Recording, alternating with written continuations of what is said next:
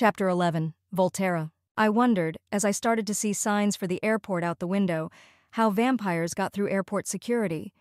It seemed unlikely that security scanning machines and the like would react normally to them. By the time I was on the jet that James picked out, I still didn't know how the Cullens would manage, but James did it by sneaking us into the baggage compartment. He killed a man to do it. He didn't eat him. I wasn't sure if he was full or thought it would be too obvious or didn't want to drop into hunting mode and accidentally turn me into dessert. But he just clobbered the guy over the head with a suitcase and then arranged the scenario to make it look like the corpse had accidentally dropped the luggage onto his own head. No blood. I spent the duration of the murder crouching inside the luggage cart that James's victim had been driving. I knew James would at least hurt me and likely kill me if I tried to escape. And besides, the only people who I'd find useful rescuers wouldn't be confused by my hiding place. They'd be able to smell or hear me anyway. Traveling in the baggage compartment of an airplane was not fun. I complained softly of hunger and thirst, and James was able to find a packed lunch and water bottle with his superior sense of smell. From the look of the bag he retrieved it from, it had been intended as a carry-on and just barely exceeded the size limit. He didn't look thrilled about having to feed me, but didn't complain about it either. I ate it, and it tided me over until the plane arrived in New York, where we had to change flights. James didn't kill anyone this time. He stole a long, hooded coat from someone's garment bag to hide under. Dawn was underway on the East Coast, and loosened the latches on the door to the belly of the airplane. When we were 100 feet off the ground, he kicked the door open casually, seized me, and fell gracefully to the ground in a hail of instrument cases and upholstered sacks and cardboard boxes. James did not run with concern for my comfort. My ears were ringing with wind. I knew vampires could move outrageously fast, and supposed that the ground crew might be distracted by the luggage rain, but it still seemed an awful risk. Maybe he was betting on the fictional Volturi reward being retroactive. He leapt into the baggage hold of the next plane. I couldn't see anything. He moved too fast, but he didn't seem to have attracted the attention of anyone who wanted to investigate the rapid, dark shape hurling itself into the airplane. This airplane had a caged dog traveling in it. It hated James and yowled at him constantly. It seemed to irritate him, so he opened its cage, strangled it, and then stuffed a luggage strap down its throat in case anyone should happen to wonder at its death. I wondered when I would start going into shock. Probably soon. I really ought to be in shock. Perhaps I was and hadn't noticed. I didn't know what shock was like. "Where are we going?" I dared ask, hours into the second leg of the trip, after he'd found me another snack and an entire case of fancy bottled water somebody was bothering to import. "Italy," he said shortly. The plane landed. Not one to repeat himself in making an exit, James hid the pair of us in a corner. When the baggage handlers noticed the dead dog and started yelling at each other about it in rapid Italian, he walked right out behind them, me in tow. He broke into and hot-wired the first fast-looking car he found in the airport's parking lot. And then we drove. "How did you get through them to me?" I asked timidly, sitting next to the vampire in the driver's seat. "Well, it helped that I know the little one's secret," he said, as though letting me in on a joke.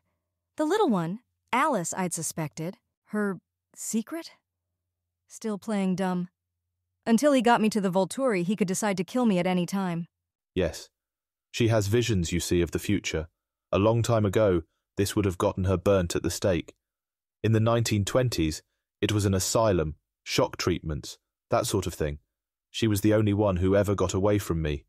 She had a protector, just one, but he made her safe, not like yours. I was surprised to see her with that lot, though. Anyway, she can be fooled.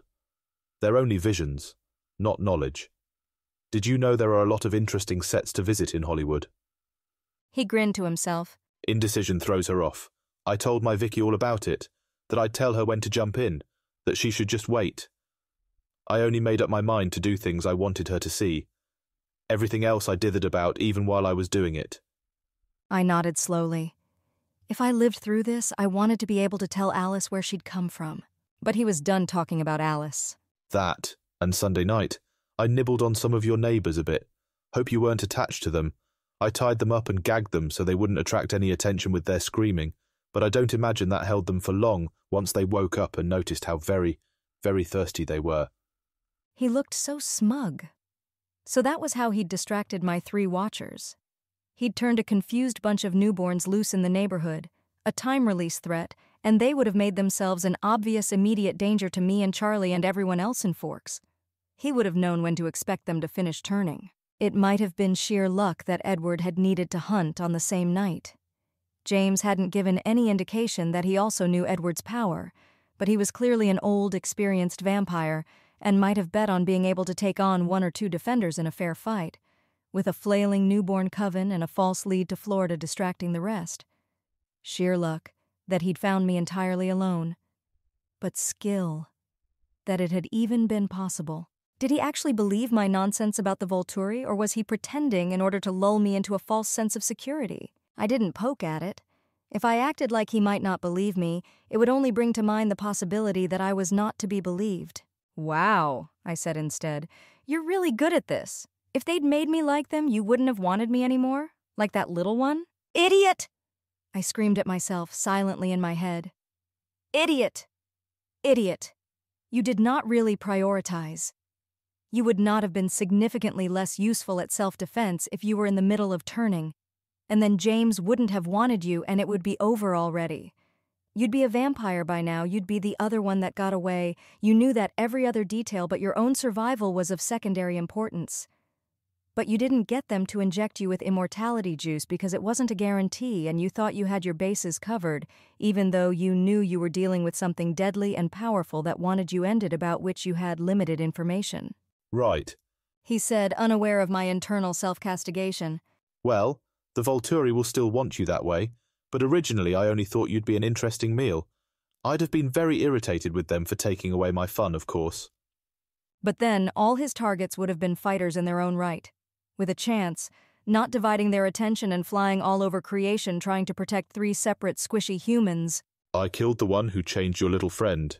But the Cullens mostly come in pairs, and if I were a vampire by now, then all of them would...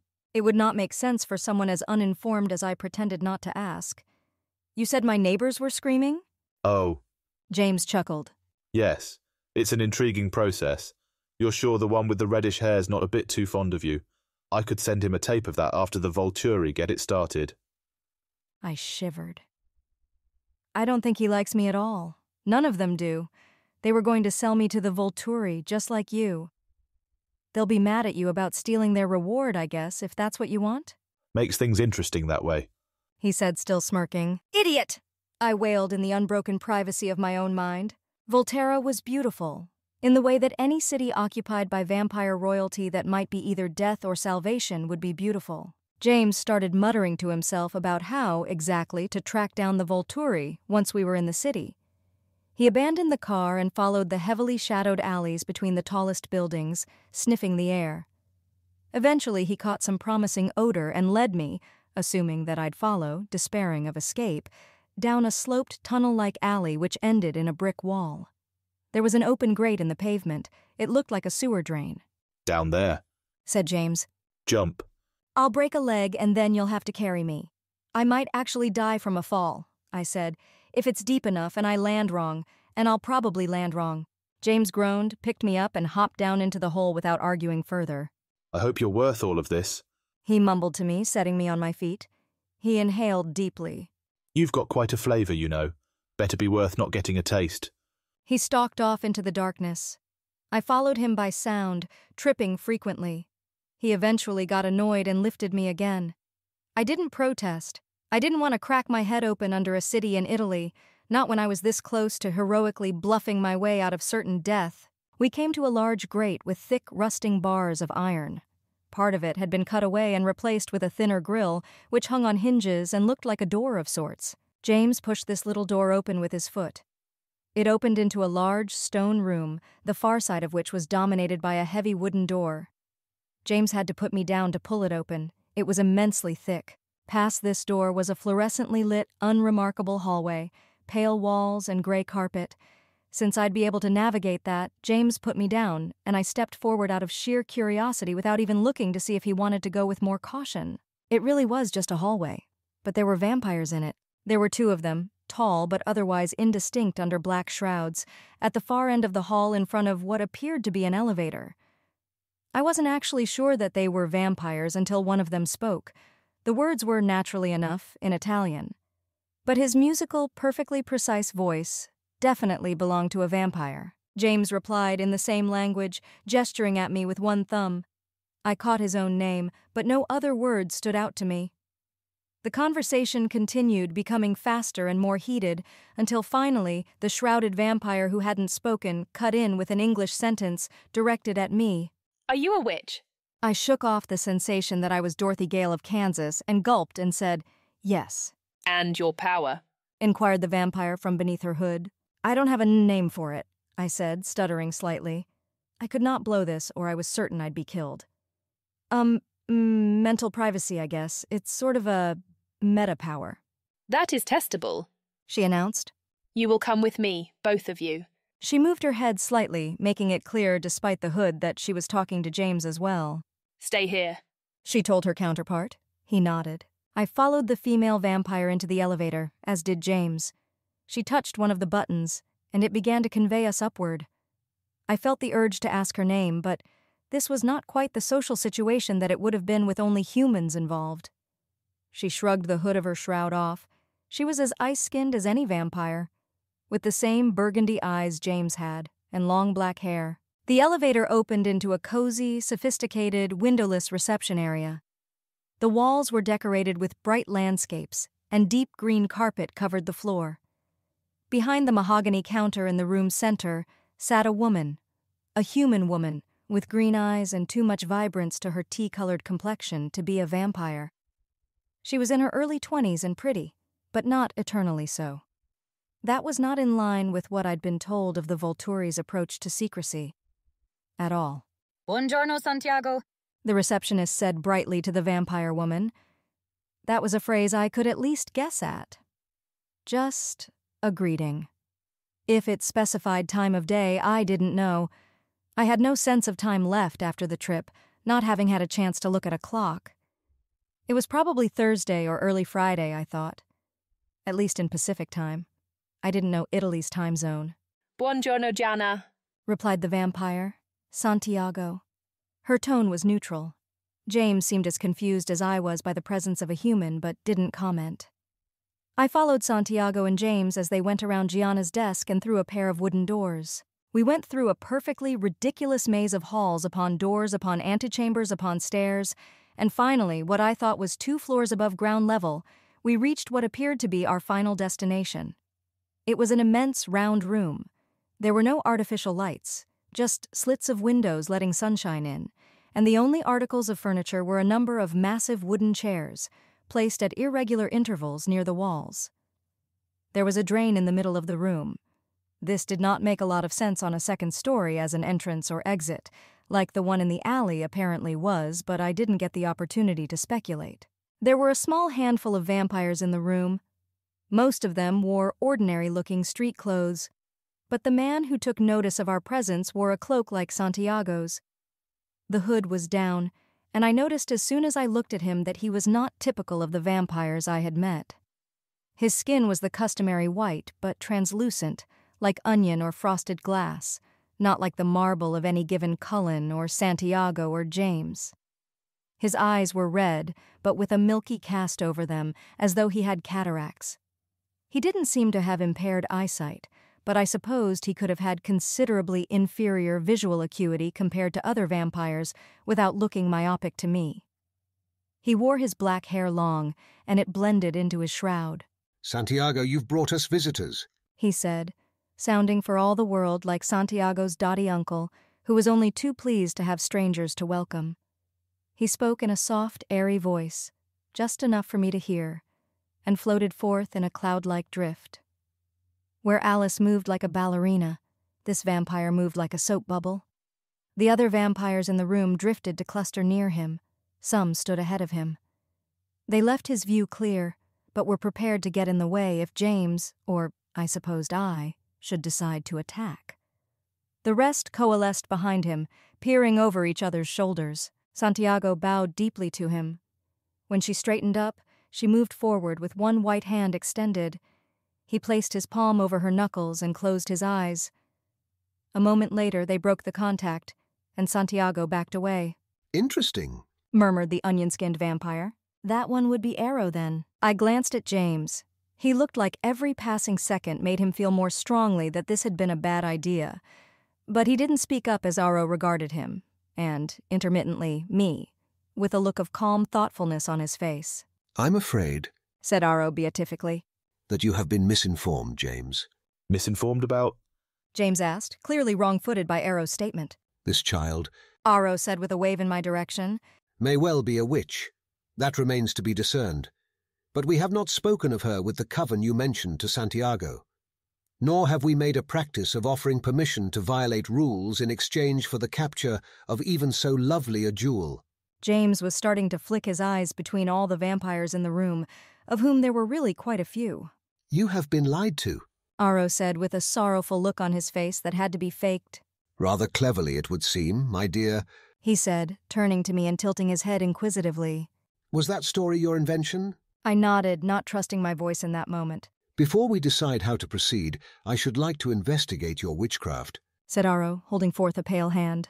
I took 6 careful steps forward, resisting the temptation to look back at James, and placed my fingers against Arrow's.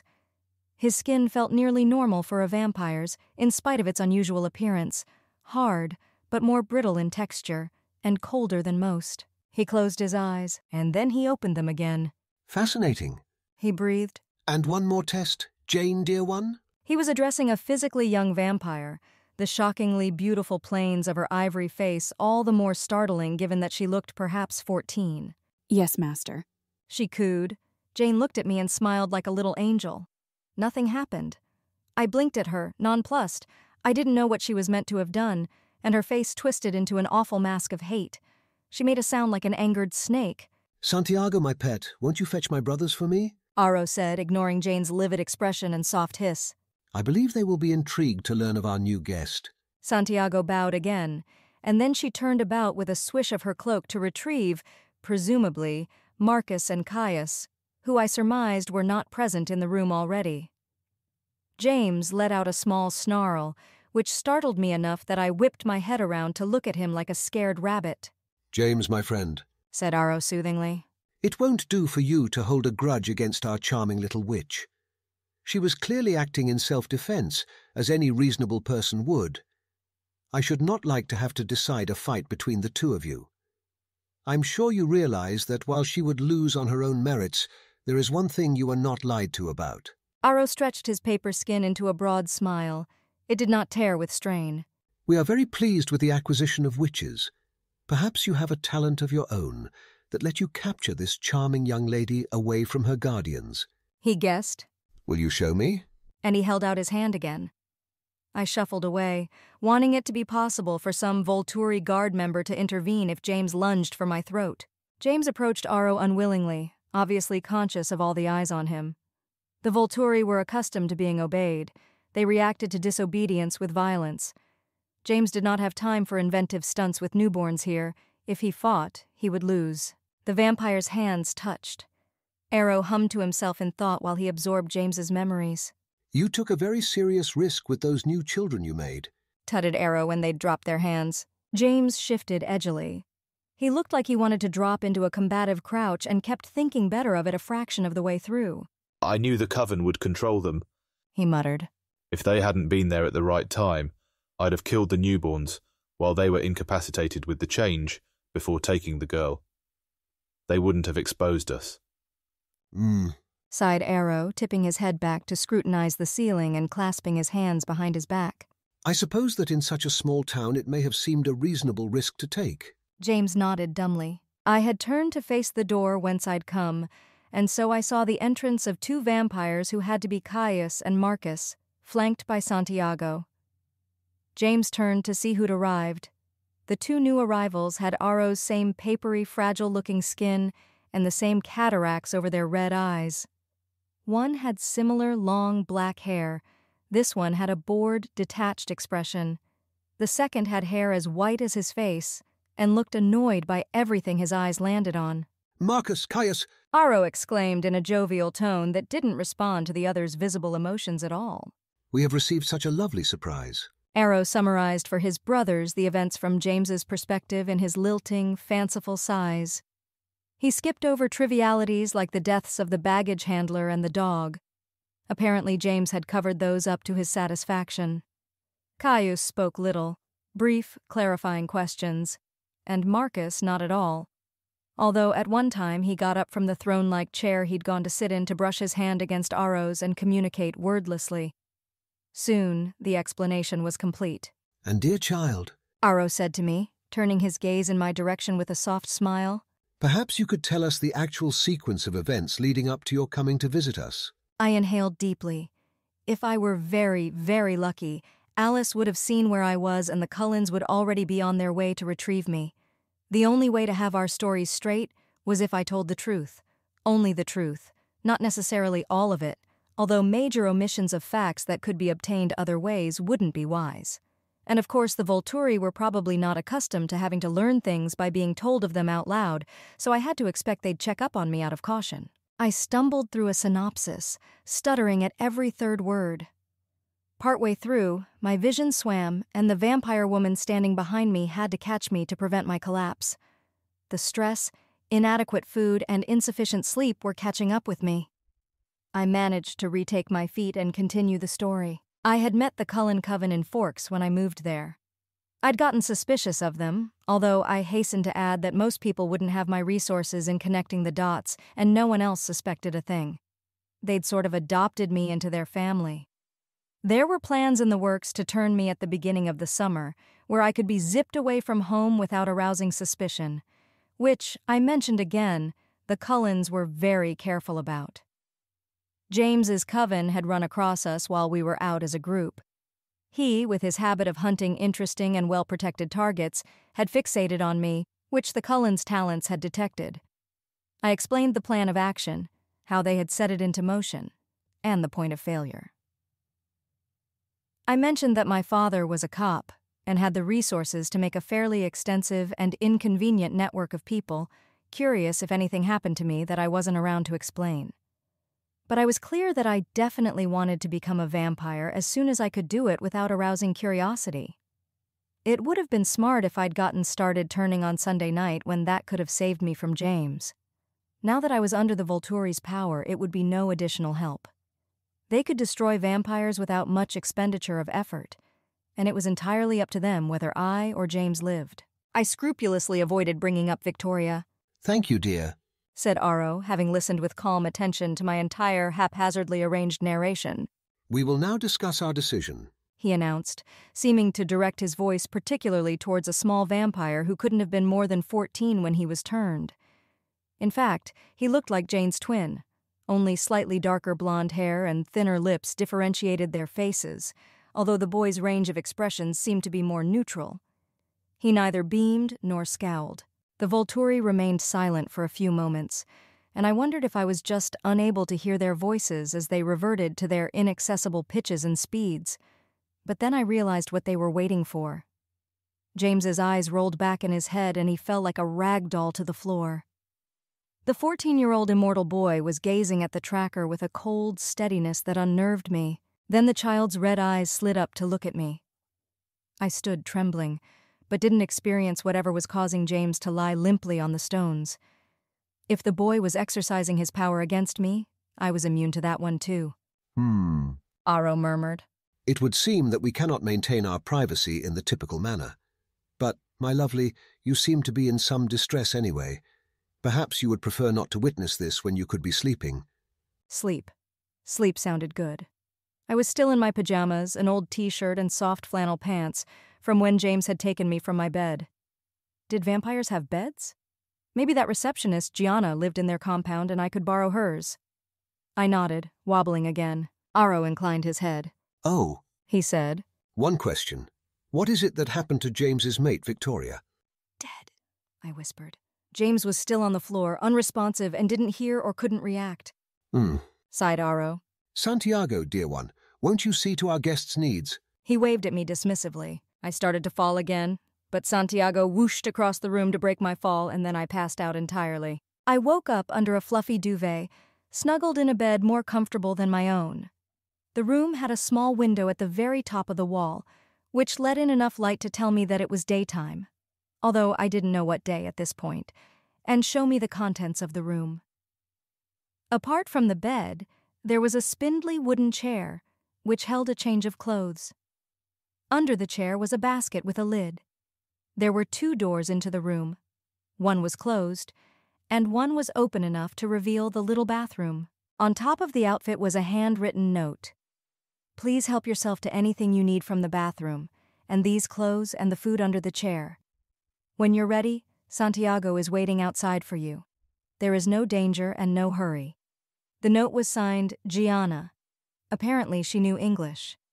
It was the most welcome piece of paper I'd ever seen in my life. I took a long, hot shower. I brushed my teeth. I blew my hair dry. The shampoo and other items were all labeled in Italian, but I guessed by packaging and the odd linguistic cognate which things were what, and got gloriously, spectacularly clean. I felt more alive and lucid than I had in days. Gianna had left me a blue t-shirt and a gray swishy skirt.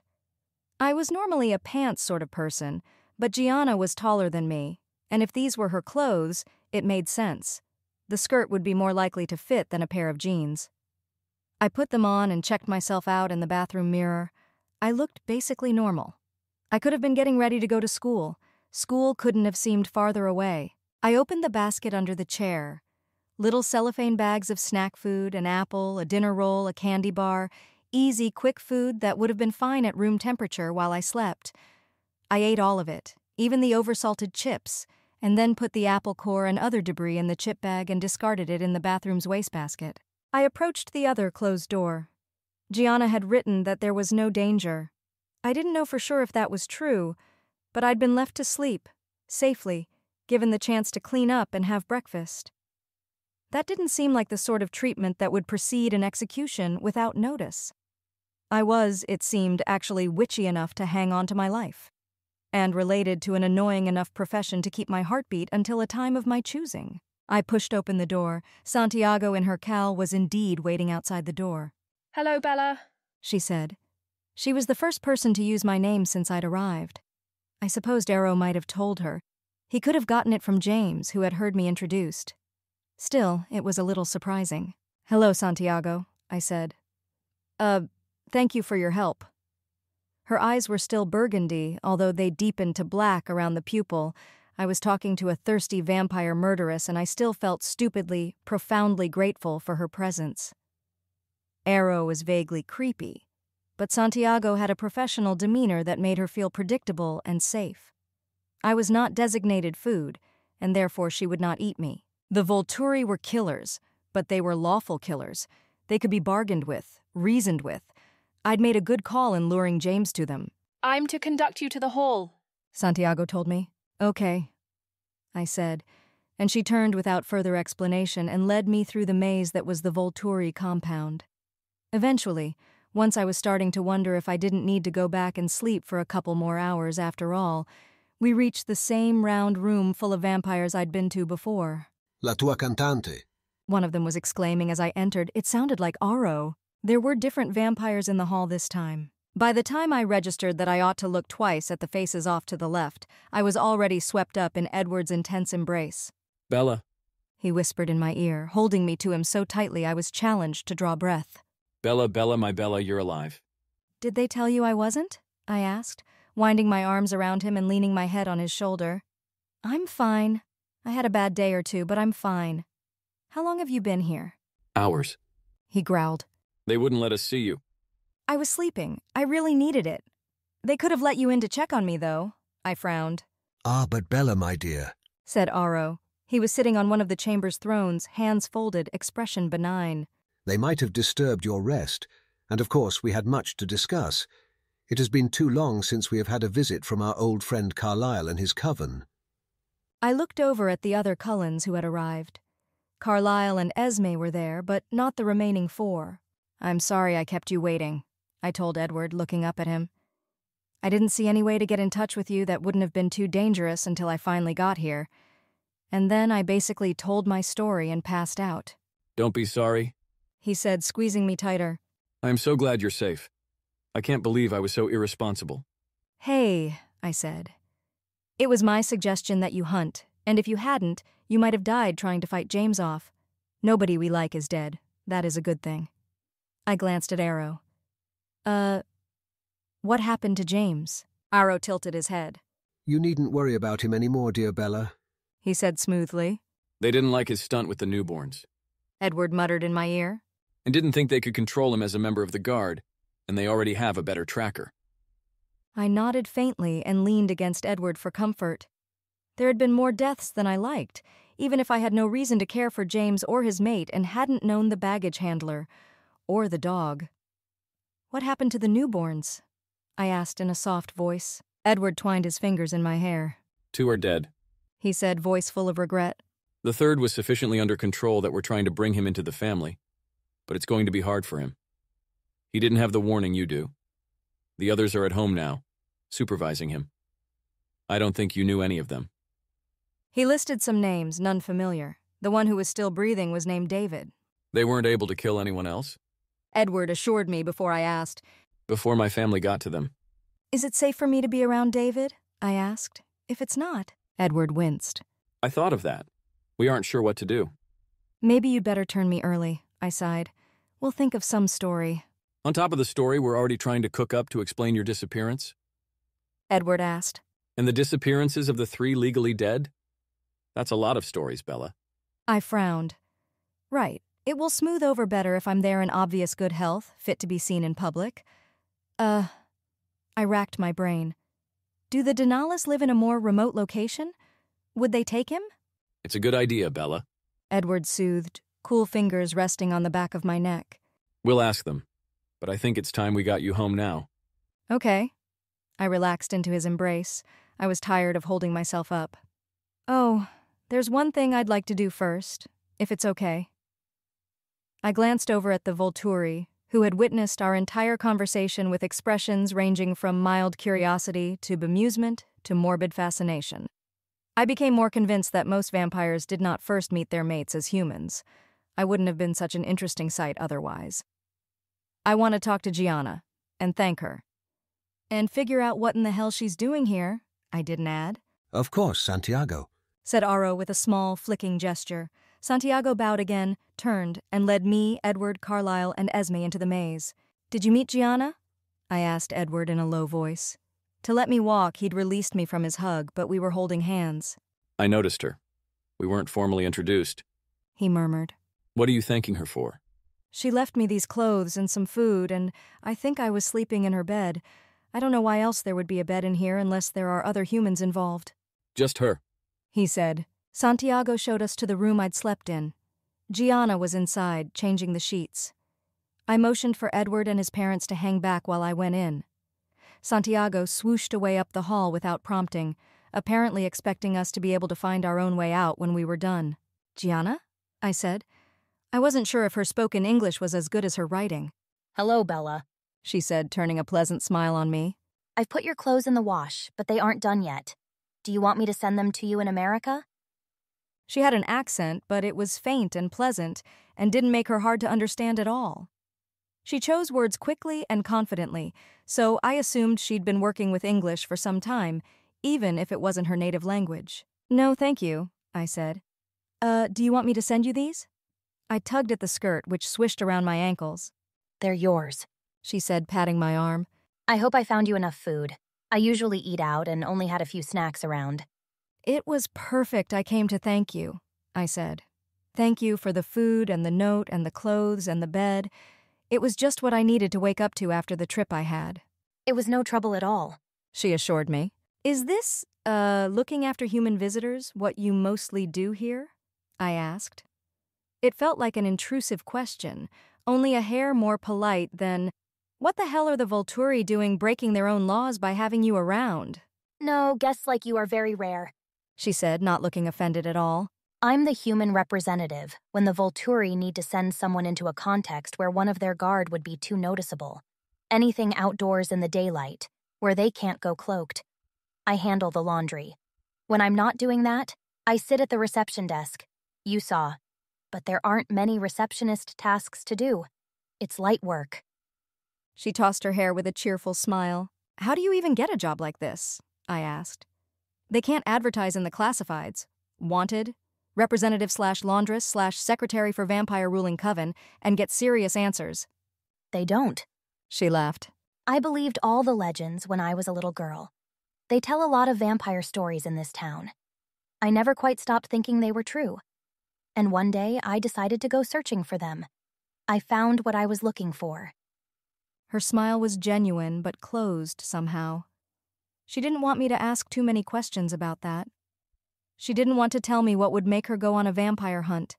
She didn't want to share the story of how she'd convinced them to hire her and not kill her. I nodded slowly. I need to go home, I said. My father's probably absolutely frantic, but I just wanted to thank you.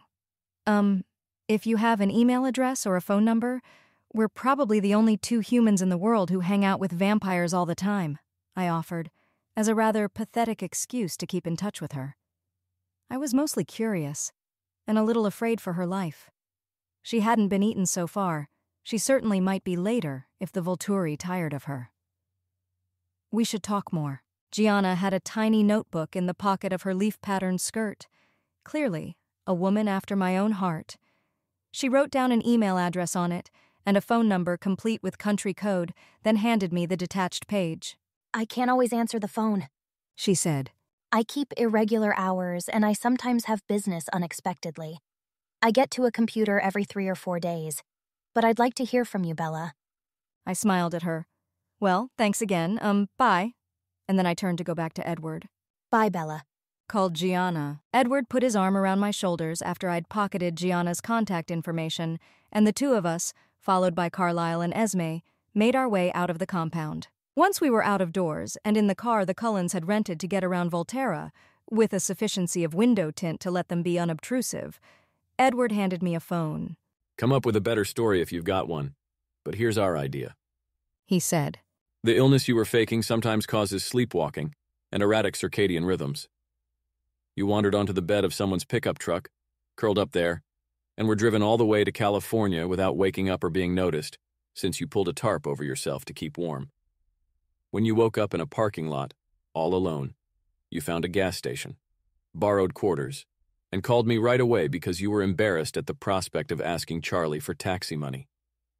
Carlisle was in town for a medical conference, and I told you so, and sent him to pick you up. You just met up with him and you'll be home in 12 hours.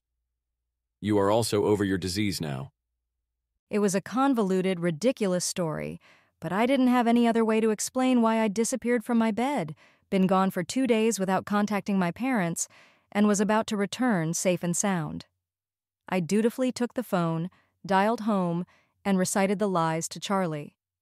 He seemed incredulous, but I put Carlisle on the phone, who confirmed it all, including the humbug about sleepwalking, with such a serious and honest tone that I was half inclined to believe him myself. I took the phone back and told Charlie that no, I didn't have the license number of the pickup truck. He uttered a few fussing, fretting sentences, but wasn't in a position to actually do anything. Finally, he let me off the phone with a gruff, I love you, Bells. I love you too, Dad, I told the phone. I'll see you soon. And then I flipped it closed. I wish I could tell him everything, I sighed, putting my head on Edward's lap. The no seatbelts precaution made it a lot easier to move around freely in the car. Edward stroked my hair and said nothing. The way Cullens got onto airplanes was this: accepting pat-downs after they made the scanning machines go absolutely haywire, complaining vaguely of having weird bioelectricity. When that didn't quite work, outright bribery in large denominations. And apparently, flirting with the security officers. Esme made awfully compelling doe eyes at one portly fellow, accompanied by a flutter of Italian.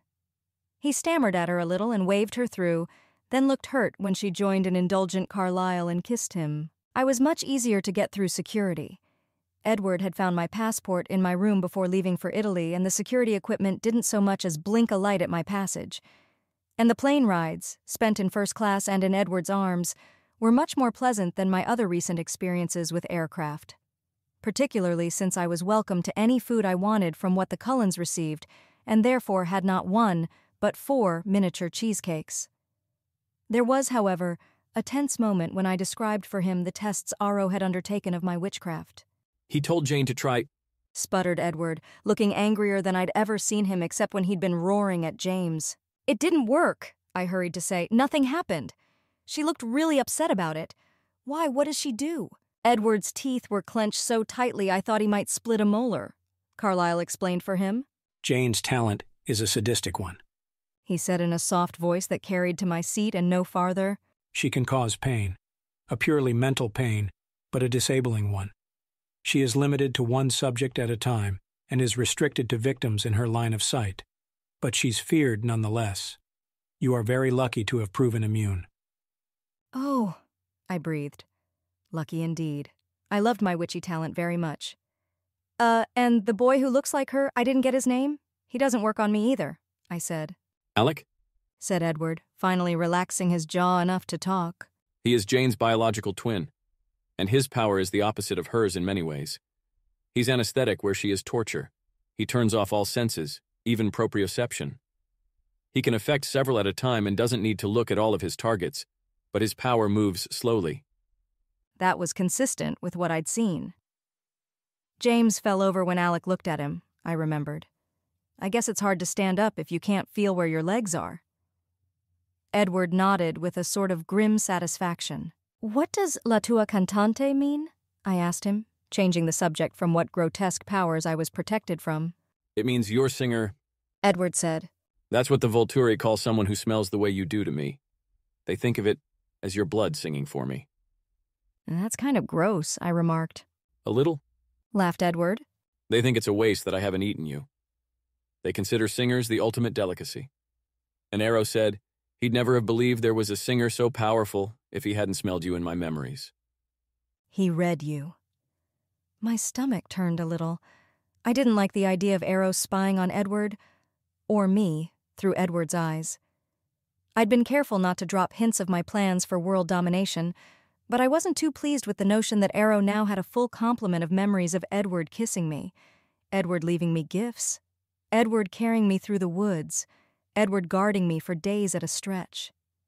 I hadn't liked Arrow before. Now I liked him less. Edward nodded, looking somber but not nauseated. It's his standard means of communication for anything complicated. Marcus rarely speaks at all, preferring to simply transmit to Arrow and let him do the talking. I'm glad my mind is safe, I murmured.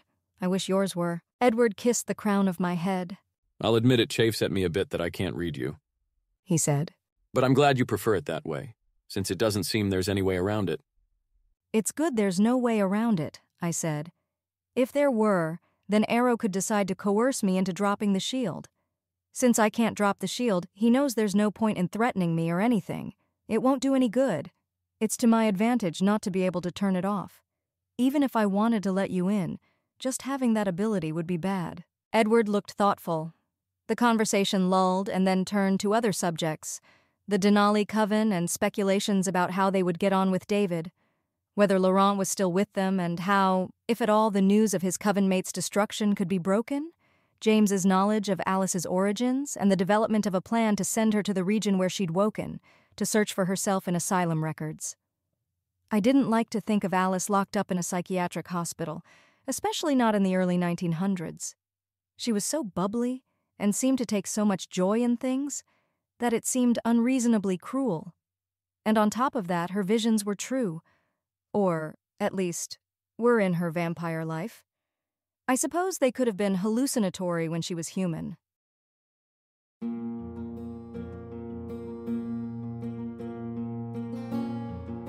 This has been an AI reading of the Rational Twilight fanfiction Luminosity by Alicorn, licensed under an Attribution Non-Commercial Share-alike 4.0 international agreement.